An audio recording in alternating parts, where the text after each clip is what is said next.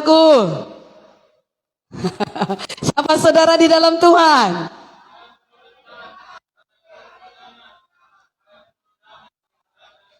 Sekali lagi, siapa saudara di dalam Tuhan? Saya penuh berkat, saya penuh kemenangan, saya penuh damai, saya penuh sukacita. Yes, yes, yes, yes. Haleluya. Salam kiri kanan saudara. Kita orang yang berkati. Hari ini firman Tuhan kepada kita, hati yang benar dan berkenan di hadapan Tuhan. Kita mungkin sering mendengar atau tidak asing dengan peribahasa yang berkata, dalamnya laut dapat diukur, dalamnya hati siapa yang tahu? Tahu saudara hati kiri kanan saudara? Nah, hal ini menggambarkan kemustahilan untuk kita mengetahui isi hati seseorang. Jangankan orang lain, pasangan kita pun sering kita tidak mengerti apa hatinya. Si suami pengen sekali-sekali dimanja istrinya, atau sebaliknya si istri pengen maunya suaminya perhatianlah, ditanyalah sehat enggak aku, capek enggak aku hari ini, atau sebaliknya. Itu pun sulit kita mengerti. Maunya begini. Lalu mungkin setelah terjadi masalah baru diungkapkan, aku kan pengen kau gini kan. Kira-kira begitu. Nah, Bapak Ibu Saudaraku, ada kalanya seseorang berkata baik-baik saja, padahal sedang memendam luka dan dendam. Senyum memang, ya, apa kabarmu? Baik.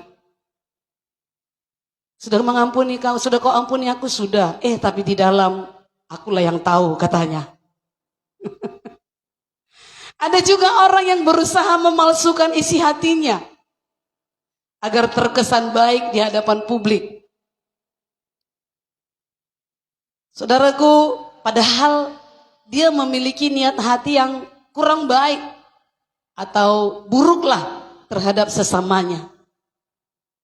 Itulah mengapa isi hati manusia hanya diketahui oleh pribadi seseorang itu dan oleh Tuhan sendiri. Sebabnya ada kalimat hanya Tuhan yang tahu. Nah saudaraku, tetapi Matius 5 ayat 37 berkata begini, jika iya, hendaklah kamu katakan iya. Jika tidak, hendaklah kamu katakan tidak. Apa yang lebih dari itu berasal dari. Jadi kalau kita pura-pura baik, pura-pura jujur, munafik, berasal dari si jahat. Saudaraku, kitab Amsal banyak menampilkan perihal keadaan hati. Seseorang dengan hati yang serong, dalam arti menjauhi setiap nilai-nilai kebenaran firman Tuhan, atau hati yang tidak jujur, tidak tulus, hati yang memendam kebencian atau merencanakan hal yang jahat, itu hal kekejian di hadapan Tuhan. Ini dikatakan Amsal 11 ayat 20, sama-sama kita baca. Orang yang serong hatinya adalah kekejian bagi Tuhan. Sebaliknya, tetapi orang yang tak bercela, jalannya dikenannya. Inilah yang kita rindukan, berkenan di hati Tuhan.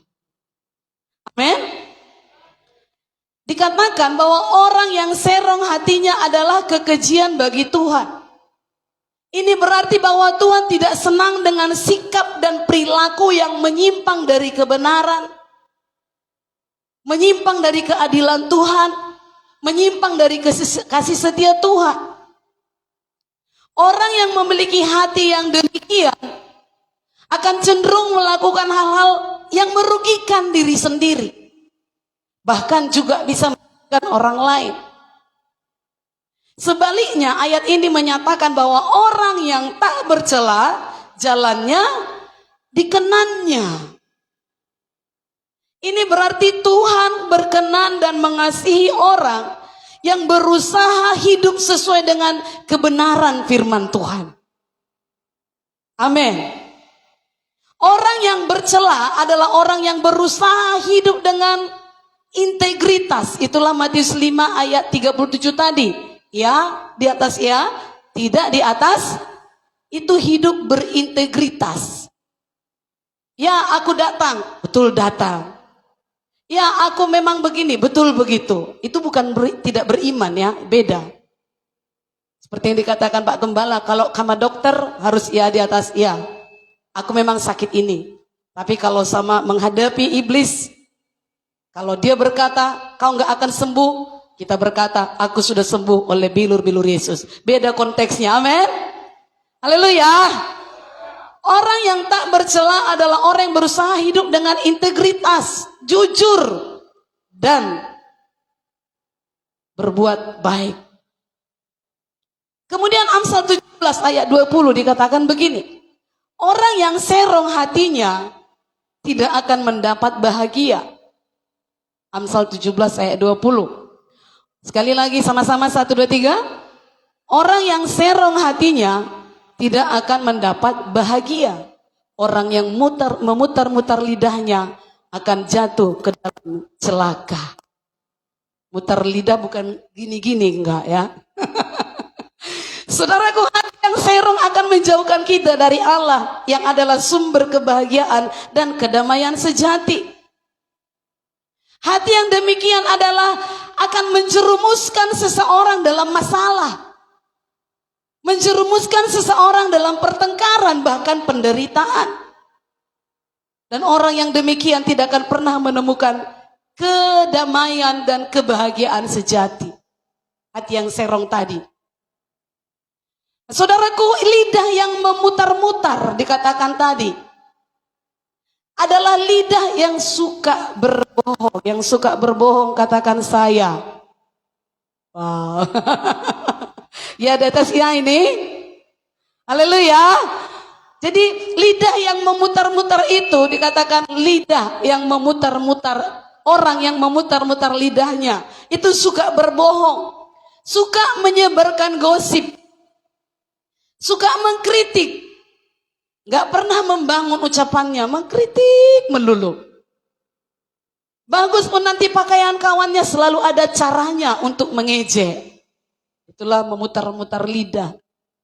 Suka bicara yang tidak membangun. Seperti saya katakan tadi. Padahal ucapan yang tidak tepat seperti itu merugikan diri sendiri.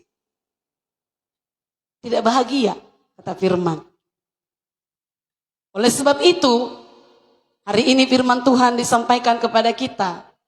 Kita perlu menjaga kualitas hati kita. Benar dan berkenan di hadapan Tuhan. Wajib bagi anak Tuhan menjaga kualitas hati yang benar dan berkenan. Katakan wajib bagi saya punya hati yang benar dan berkenan kepada Tuhan. Amin. Hal ini akan membawa dampak yang sangat positif bagi saya dan saudara yang mengusahakannya. Karena itu juga membawa kesegaran bagi jiwa kita, bagi tubuh kita. Sedangkan hati yang serong tadi membawa penyakit untuk tubuh dan jiwa kita sendiri. Kita memang tidak pernah bisa tahu, seperti saya katakan tadi.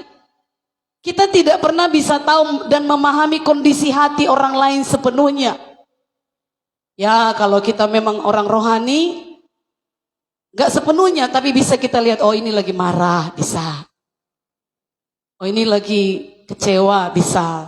Tetapi untuk sepenuhnya gak bisa. Namun, kita memiliki akses yang begitu besar untuk mengenal hati kita sendiri. Mendalami hati kita sendiri. Memahami hati kita sendiri. Bahkan kita memiliki peran untuk membangun kualitas hati yang benar, yang sehat dan berkenan tersebut, atau sebaliknya, kita punya peran, bukan orang lain. Sebagai umat Tuhan, kita memiliki tanggung jawab membangun hati yang benar tadi, yang selaras dengan firman Tuhan, yang selaras dengan hati Tuhan.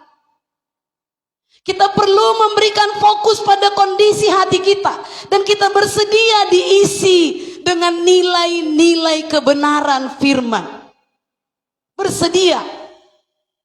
Katakan, saya bersedia. Ada nggak orang nggak bersedia? Ada yang nggak mau bertobat. Terlalu kudus di situ, itu nggak mau bertobat. Padahal ininya yang kita sampaikan. Jadi kita harus bersedia menjaga hati yang benar untuk tetap berkenan di hadapan Tuhan. Itu perlu perjuangan. Tidaklah mudah. Karena memang setiap saat kita diperhadapkan pada persoalan hidup yang bisa membuat sikap hati kita menjadi tidak benar. Bisa saja seseorang bicara itu enggak kepada kita, lalu kita tanggapi tidak benar, maka kita rugi. Itu dia akibatnya. Tidak hanya itu, memang kita sudah begitu lama dididik oleh dunia ini. Kalau dia jahat, kau bisa lebih jahat. Itu didikan dunia. Sudah terlalu lama kita dididik dengan hal itu, sehingga kita sudah terlanjur dipenuhi dan dicemari dengan hal-hal yang tidak baik atau tidak memuliakan Tuhan. Kalau hati sudah dipenuhi dengan segala hal yang tidak berkenan di hadapan Tuhan, oh itu akan terlihat dari karakter kita.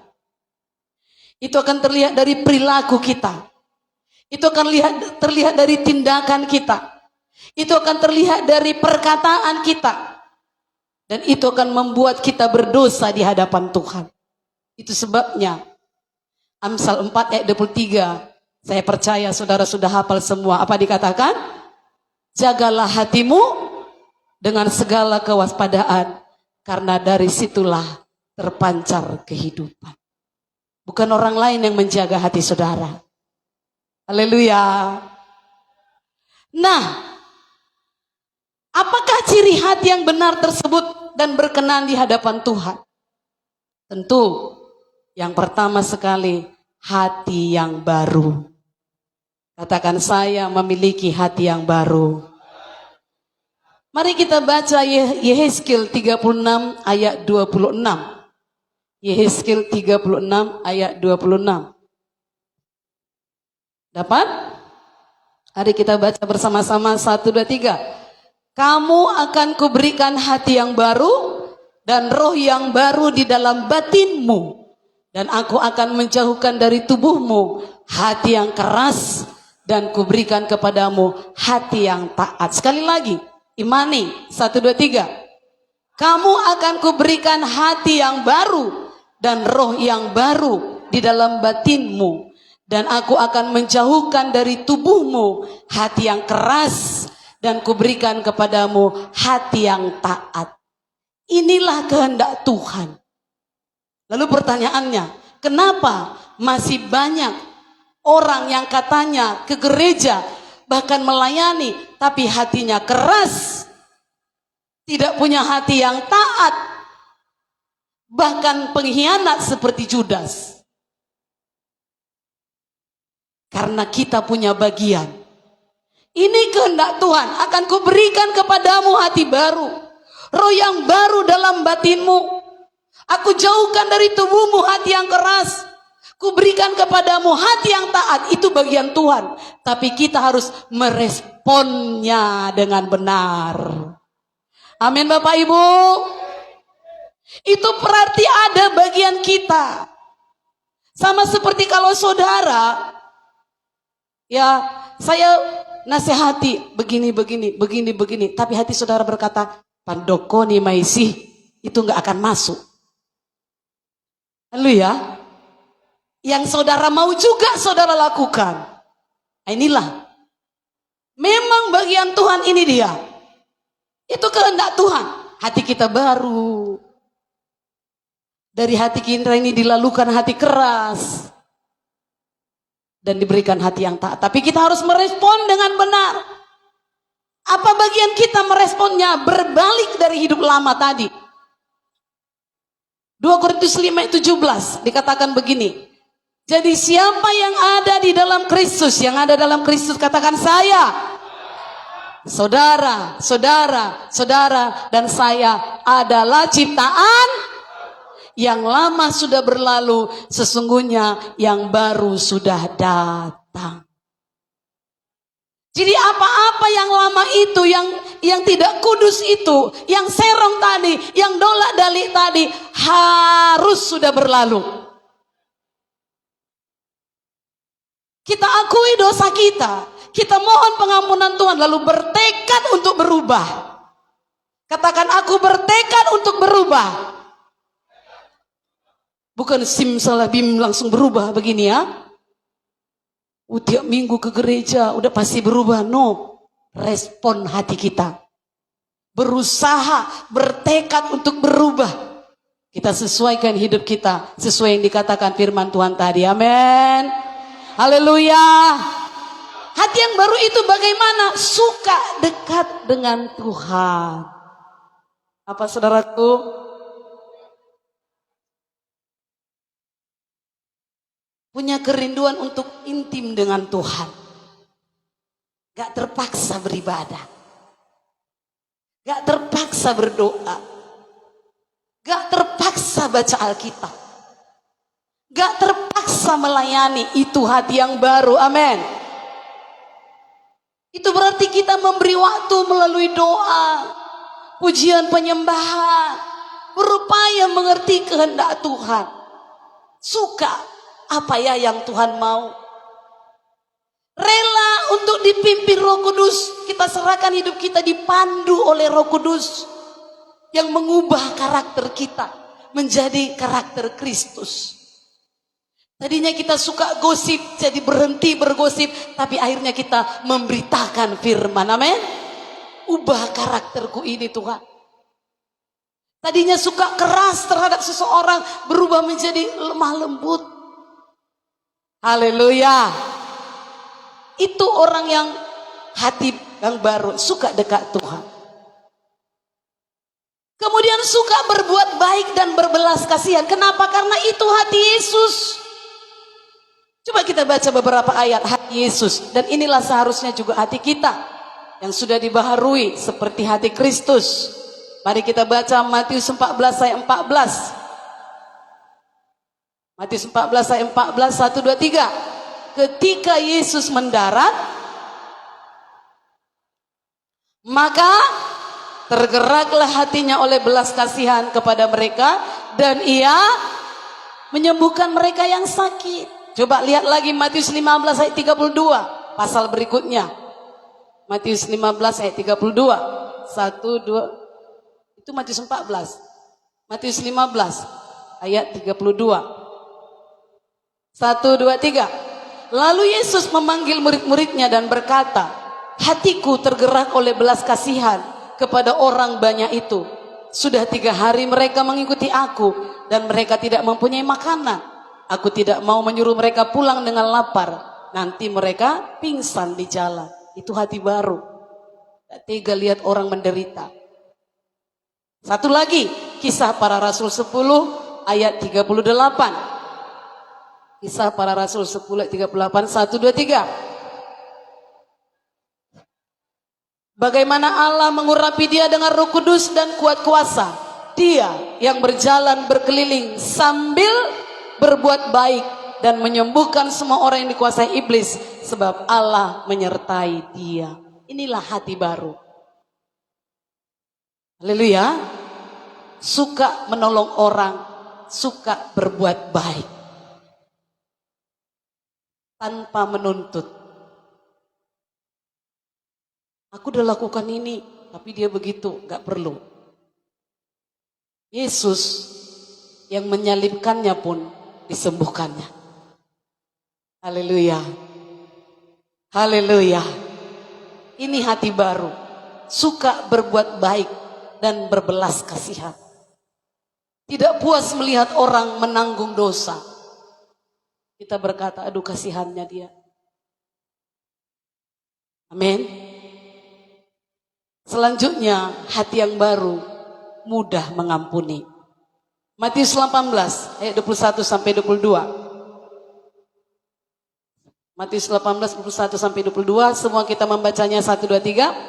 Kemudian datanglah Petrus dan berkata kepada Yesus, "Tuhan, sampai berapa kali aku harus mengampuni saudaraku jika ia berbuat dosa terhadap aku? Sampai 7 kali?" Yesus berkata kepadanya, "Bukan. Aku berkata kepadamu, bukan sampai 7 kali, melainkan sampai 70 kali 7 kali." Alias 499 kali per hari. Ada orang menyakiti saudara 100 kali satu hari? Berarti setiap kali orang menyakiti hati kita, setiap kali itu juga kita mengampuni. Seperti inilah hati yang seharusnya kita miliki sebagai orang percaya. Saya kadang bahkan saat di kamar mandi pun yang saya renungkan orang-orang yang mengecewakan saya. Yang saya renungkan orang-orang yang menyakiti hati saya. Bisa nanti terus orang kurasa kalau dengar saya bicara-bicara sendiri, pikir orang udah kayak gini kurasa ibu ini. Karena saya bisa berkata begini, kok gitu ya? Tapi mulutnya manis sekali, kira-kira gitu. Kok bisa ya? Saya nggak ada seperti itu, kok dia bisa gitu ya? Apa salahku ya Tuhan? Udahlah Tuhan, katanya berkata-kata terus. Tapi pada akhirnya kembali kepada firman, Tuhan, aku mengampuni mereka. Haleluya. Jadi seperti hati Yesus, inilah hati kita. Karena kita pengikut. Kecuali kita pengikut, nggak perlu dituntut ini. Tapi karena ini adalah firman Tuhan, lakukanlah demikian, kata Yesus, ya kita lakukan. Kita mau bilang apa? Itu kata firman, amin. Selanjutnya, yang kedua, tadi hati yang baru. Ya, ciri hati yang benar dan berkenan. Pertama, hati yang baru itu tadi kita, semua yang lama itu harus kita bertekad mengubahnya. Ya, kemudian kita suka dekat dengan Tuhan. Lalu kita berbuat baik kepada siapapun, termasuk kepada orang yang mengecewakan kita. Berbelas kasihan kepada orang yang menderita, dan kita berusaha mendoakannya dan suka mengampuni. Dan bagian kedua, hati yang benar dan berkenan, yaitu mudah bertobat. Katakan mudah bertobat. Kita baca Mazmur 51 ayat 19. 1, 2, 3.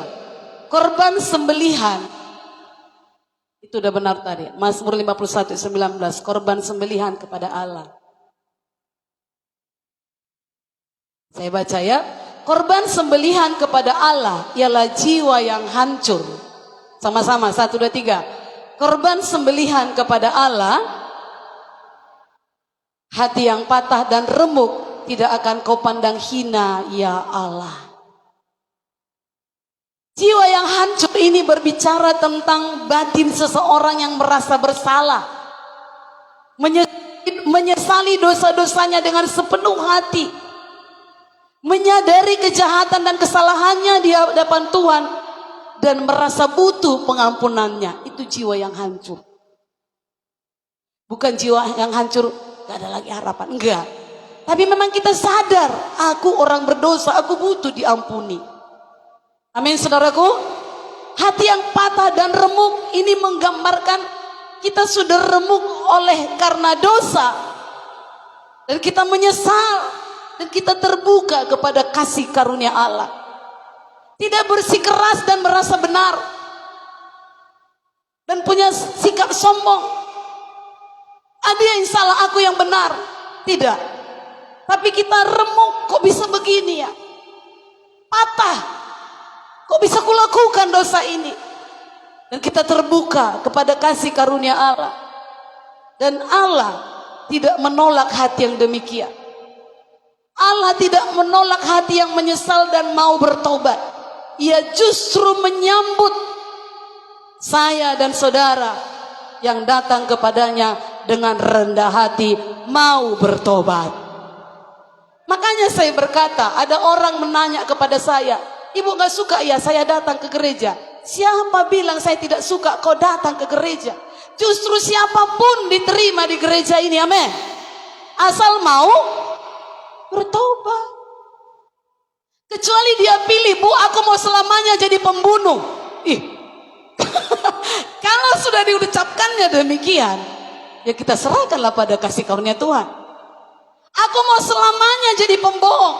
Aku mau jadi selamanya jadi orang jahat. Itu pun gereja tetap terbuka, amin. Yesus juga tangannya terbuka. Ada nyanyinya apa itu? Tangannya terbuka, menunggulah, tak tersembunyi kuasa Allah. Bayangkan tangannya terbuka. Marilah kepadaku, hai kamu yang letih lesu dan berbeban berat, aku akan memberikan kelegaan kepadamu. Di KB nggak akan saudara dapat kelegaan. Di kedetua nggak akan saudara dapat kelegaan. Lega sebentar, bentar lagi jatuh ke paret. Ada saya lihat di sosmed meninggal orang baru minum tua karena jatuh ke paret. Gak akan saudara dapat kelegaan di sana. Di mal-mal yang indah itu gak akan saudara dapat kelegaan. Sebentar segar, di luar panas, di sini segar, ada AC, sebentar bolehlah ngopi. Tapi masalah tetap masalah. Tapi kalau kita datang pada Yesus, tangannya terbuka. Dia mengampuni kita. Dia pulihkan keadaan kita. Dan kehidupan kita menjadi lebih baik. Itu hati yang benar dan berkenan. Mau mudah bertobat. Katakan, saya mau mudah bertobat. Dikatakan itulah korban yang paling berharga. Kalau kita kasih pun berjuta-juta uang kita membangun gereja. Tapi kalau hati tetap sombong, kalau tetap berkeras aku yang benar, dia yang salah, gak berkenan. Yang berkenan adalah hati yang mudah bertobat, jiwa yang hancur, patah dan remuk, menyesali dosa-dosa, tahu kita sudah salah, dan kita mau rendah hati datang pada Yesus, amin. Selanjutnya hati yang benar dan berkenan adalah hati yang percaya bahwa hanya Yesuslah Tuhan dan Juru Selamat, Raja satu-satunya dalam hidup kita. Gak ada yang lain. Tadi pagi kita baca schedule. Saul berdosa besar. Dia percaya pada penyihir. Dia berdoa gak didengar Tuhan lagi doanya. Karena Tuhan sudah mengambil rohnya daripadanya. Karena tidak taat, bandel. Lalu Saul datang kepada penyihir untuk memanggil arwah Samuel. Dari situ pun kita tahu tidak ada hubungan orang mati dan orang hidup. Tapi Saul putus asa, udah gak tahu lagi. Tuhan gak bicara lagi. Karena ketidaktaatannya, Tuhan gak bicara lagi. Sampai dia butuh arwah Samuel. Dan itu salah di hadapan Tuhan.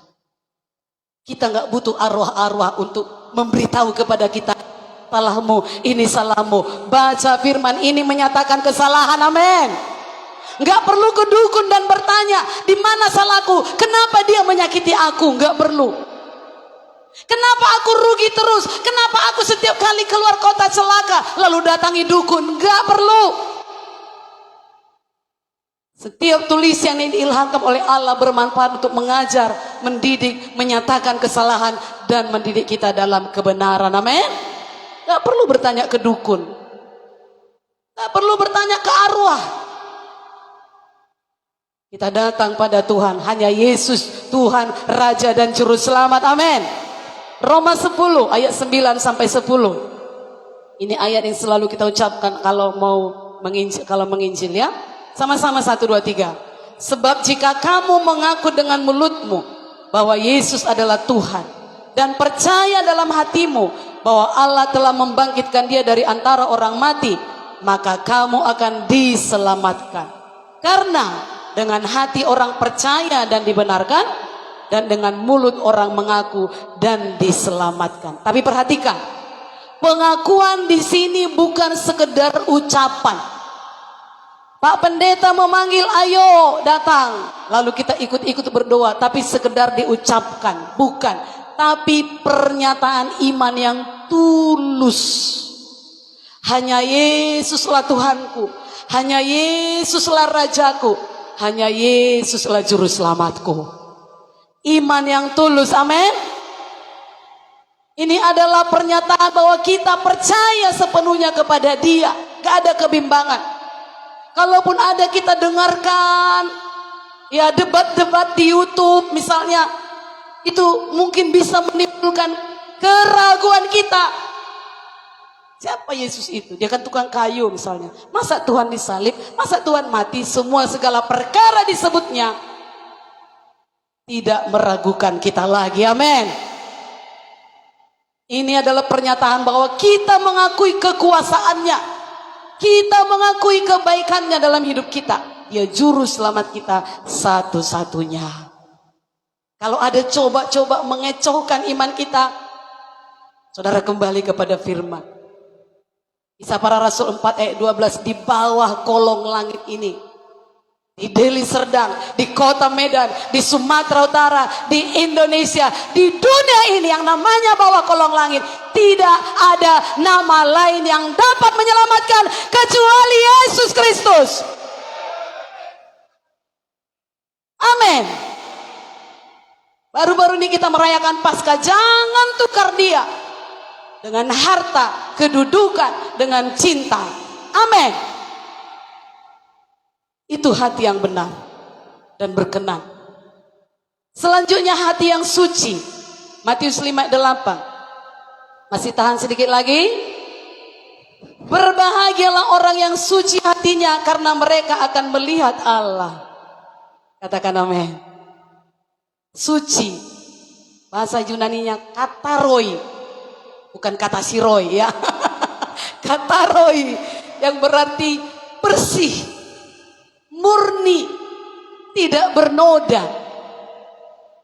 Hati yang suci bukan hanya tentang menghindari dosa, tapi memiliki motif keinginan yang murni, selaras dengan kehendak Allah.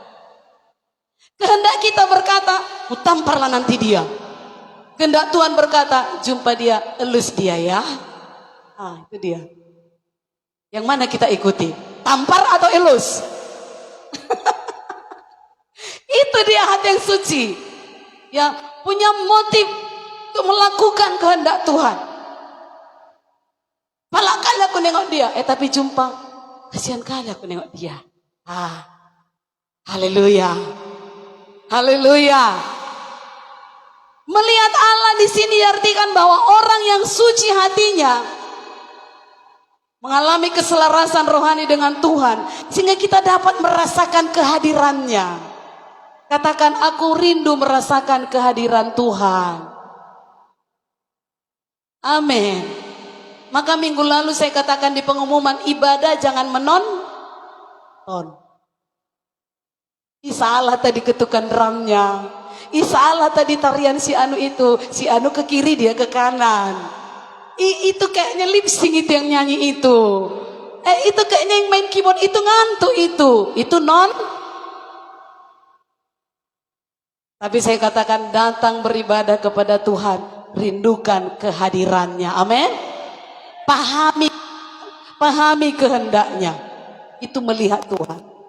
Orang yang suci hatinya menikmati berkat Tuhan, baik di dunia ini termasuk di sorga kelak. Di dunia ini kita punya kebahagiaan, kita punya damai sejahtera. Di sorga kelak kita bersama-sama dengan Dia untuk kekekalan. Amin. Amin.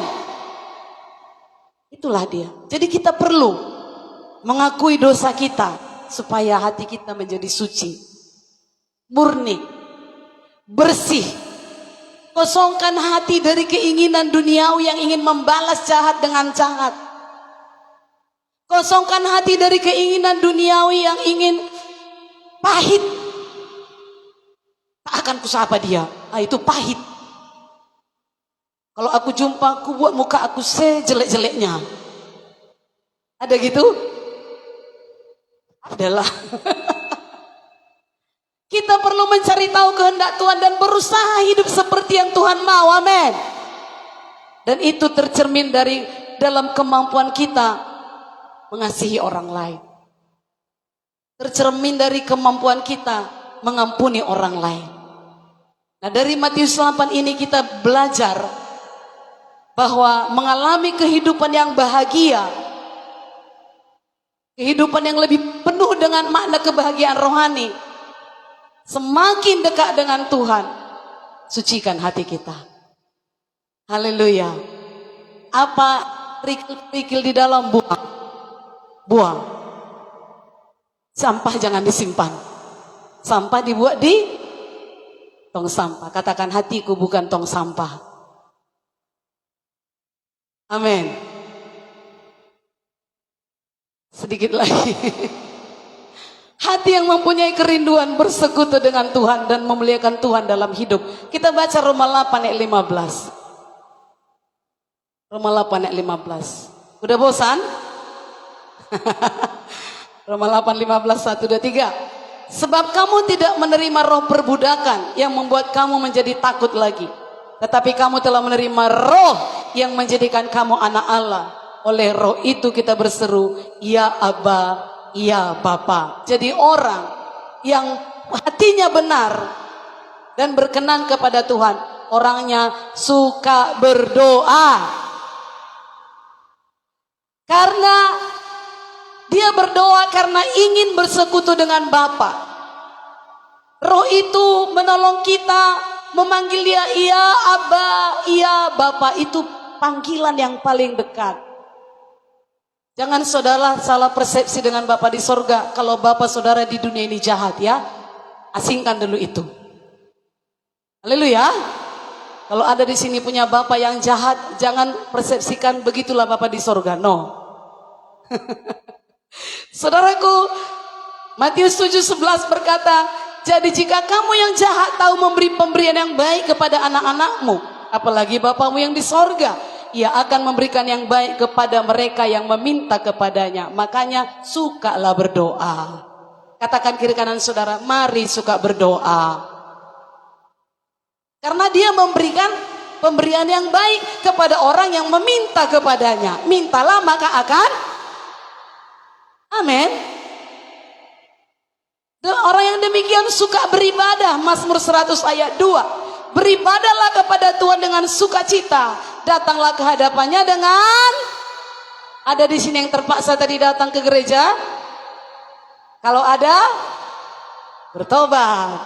Datang dengan sukacita. Iya, aku suka kali lihat Pak Siturus itu lompat-lompat lah. Aku pengen lah kayak dia lompat-lompat.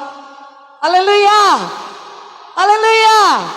Aku pengen kali lah bisa menyembah Tuhan sampai meneteskan air mata. Aku pengen kali lah menikmati. Sukacita dia. Masuk gerbangnya. Lagunya. Masuk gerbangnya dengan ucapan syukur. Ke pelatarannya dengan hati bersuka. Amin. Jangan datang dengan sungut-sungut. Pakku ini paksa-paksa aku beribadah. Padahal aku gak suka. Itu biasa anak muda. Tapi di sini tidak ada. Di sana itu. Amin. Suka memuliakan Tuhan. Ibrani 13 ayat 15. Sebab itu marilah kita oleh Dia senantiasa mempersembahkan korban syukur kepada Allah, yaitu ucapan bibir yang memuliakan namanya. Muliakan Tuhan. Amin. Dengan mulut bibir kita ini jangan mencaci maki orang, jangan mengucapkan kata-kata negatif. Dan selanjutnya hati yang benar dan berkenan adalah mampu mengatasi konflik dalam dirinya. Apa itu? Karena dalam diri kita ini selalu bertolak belakang, tarik menarik antara roh Tuhan dengan daging. Galatia 5 ayat 17. Sebab keinginan daging berlawanan dengan keinginan roh, dan keinginan roh berlawanan dengan keinginan daging. Karena keduanya bertentangan, sehingga kamu setiap kali tidak melakukan apa yang kamu kehendaki. Jadi tarik menarik dia antara kekuatan yang baik yaitu roh dan kekuatan yang jahat yaitu daging. Perhatikan, yang paling sering kita berikan makan, dialah yang menang. Contoh, mungkin agak kasar tapi bisa mengerti kita. Saudara punya 2 anjing. Satu anjing putih, satu anjing hitam. Anjing putih saudara beri makan yang bergizi, lezat-lezat. Saudara kasih minum yang segar-segar. Saudara latih berolahraga. Saudara bawa jalan pagi. Saudara belai-belai rambutnya. Anjing putih.